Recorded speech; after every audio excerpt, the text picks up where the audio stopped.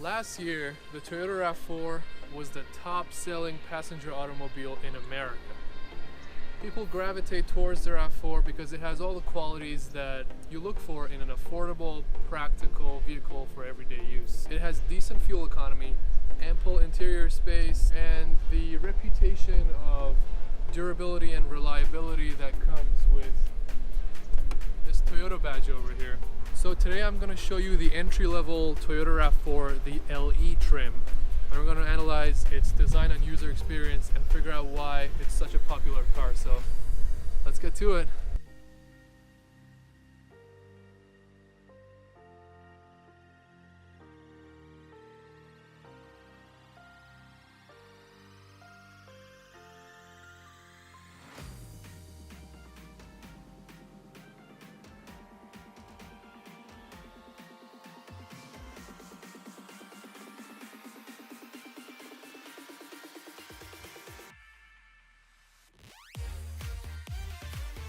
The Toyota RAV4 handles okay, right? It's about as good as can be expected from a car in this segment. The steering is a little bit vague, but the suspension is pretty comfortable. It doesn't necessarily inspire confidence for any kind of sporty or spirited driving, but it rides puddles and bumps pretty well. And for the intended purposes of a Toyota RAV4, I think it's more than sufficient. And considering everything else you're getting with the car, I would say for $25,000 or so, it's pretty worth it.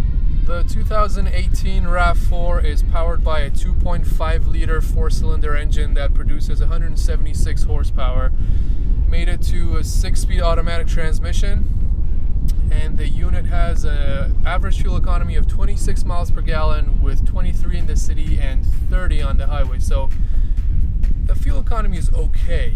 The car weighs about 3,500 pounds, which is pretty light considering its size. It is worth noting though that the 2019 model year of the Toyota RAV4 is going to get a revamp that's going to have a new engine that's going to make 203 horsepower. And overall, the interior space of this car is a pretty comfortable place to be. You know, the seating position is pretty comfortable. The seats themselves are pretty nice. The ergonomics of the car are pretty good as well. You know, everything is well within reach of the driver and the passengers. Everything's pretty well designed in that sense. And again, the ride is pretty smooth. The suspension lends itself to a pretty nice, comfortable cruise.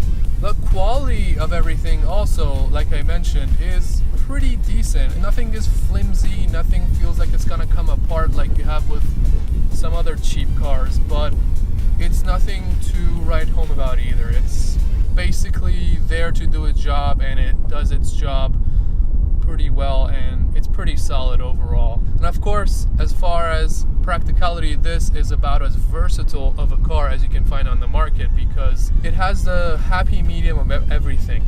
It has plenty of room, it's pretty big, it can fit just about anything, it can make a good road trip car for a family.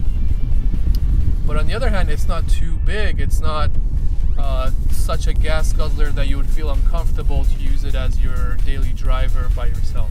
Like I mentioned, it's pretty lightweight for its size, and it's pretty easy to drive for the average driver.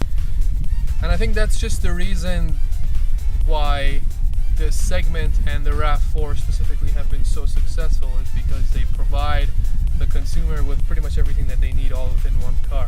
And for equipment and user interface, you have this navigation screen right here. I would say it's pretty well placed. It's easily reached by the driver and the passenger. It is a touch screen, so that's a plus. And you have all your main menu control buttons surrounding the navigation screen on the two sides. The interface itself could be better. It's not the easiest to work with or understand, but after a little while, I think it's safe to say that you can easily get used to it. One interesting thing about the RAV4 though, it has 3 driving modes: an eco mode, a normal mode, and a sport mode. When you press the eco mode button, the car, you know, it adopts the characteristics of economic driving with higher fuel efficiency. It becomes slower, the shifts become quicker, and it optimizes your driving for better fuel economy. In normal mode, it's normal.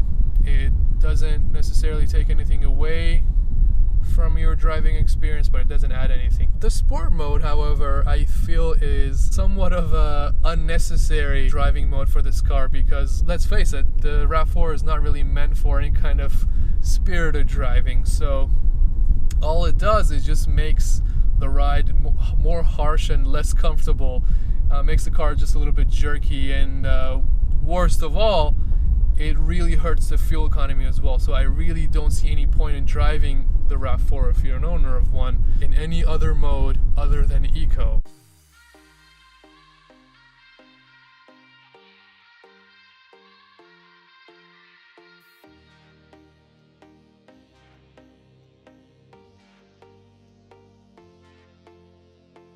Now when it comes to the design and the styling and the aesthetics, pretty much everything in this segment looks more or less the same, right?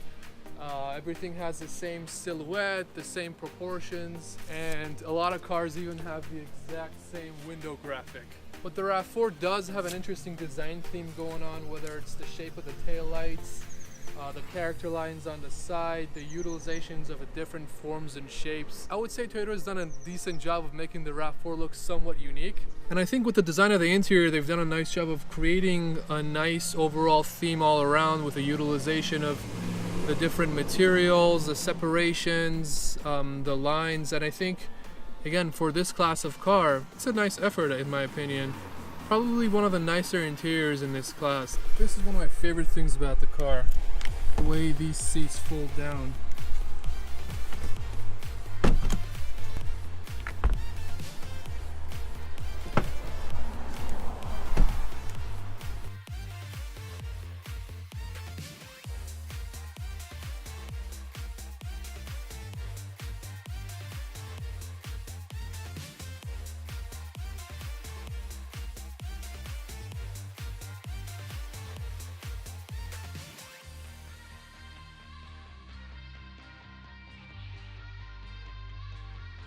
And that about wraps it up for my experience with the 2018 Toyota RAV4. Be sure to also check out my review on the Nissan Rogue, which is the second best-selling car behind the Toyota RAV4. And also check out the comparison video between the two cars if you're still deciding between one or the other. So thanks for watching, and I'll see you next time. Peace.